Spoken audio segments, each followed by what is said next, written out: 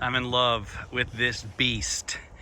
It's the Chevy Silverado 2500 HD ZR2. A couple of caveats, about my opinion of this truck. I've already had a ZR2.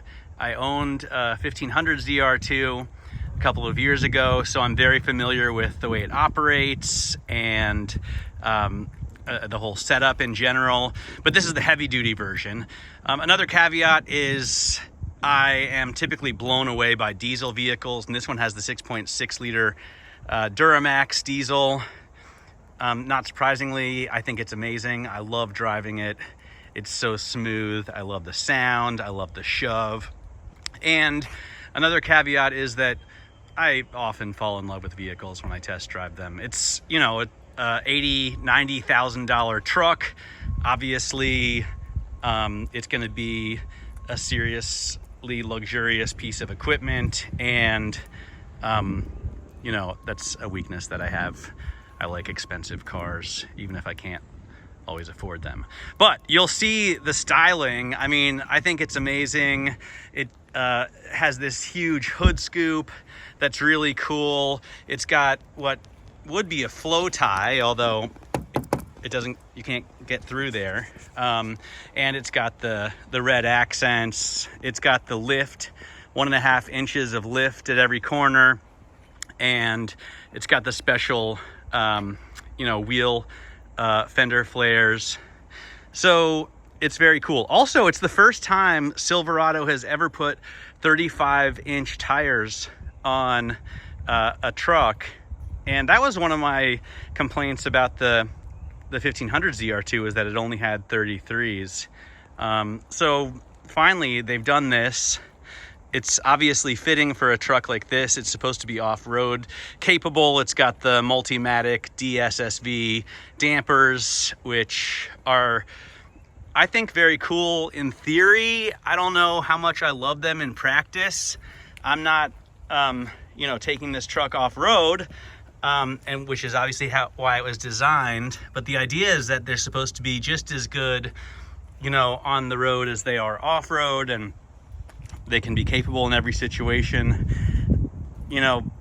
I find them no better than the Fox shocks on my old Raptor. In fact, I prefer that setup, but that's one of the major selling points of this truck.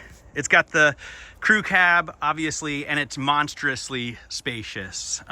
In fact, one of the most important points for me when driving any vehicle is that it's able to fit rear-facing child seats with the front seats still moved all the way back. Because I'm tall, I obviously sit in front, and I want ultimate safety for my children, so rear-facing is the way to go. You can see this one is even leaned way back, and still the passenger seat is able to move all the way back.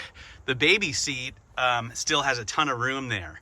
So most vehicles cannot fit rear-facing car seats with the front seats still in a back position.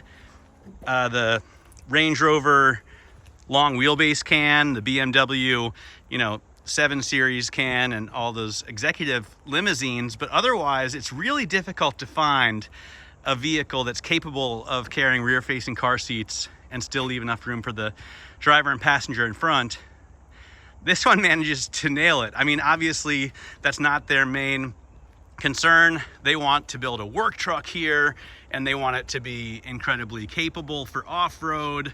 I'm using it neither as a work truck nor as an off-road vehicle, although in my defense, I will say navigating, the roads around New York City, the commute from my house in Westchester down to Manhattan is littered with potholes, and, I could make an excuse for wanting an off-road vehicle in that sense. Obviously, I don't really need it, but it's all about excess. It's gigantic. It has almost 1,000 pound-feet of torque.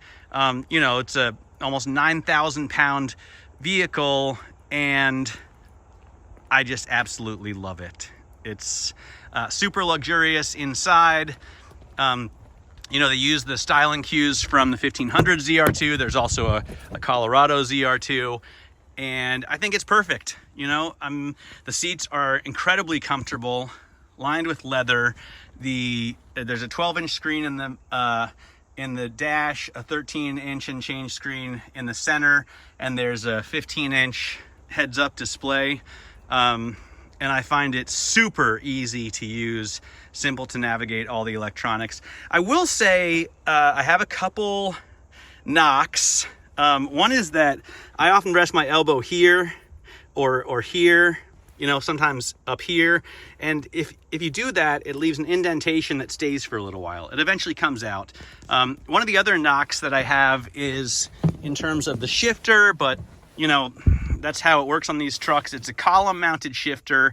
And once you go to drive, one step lower is low.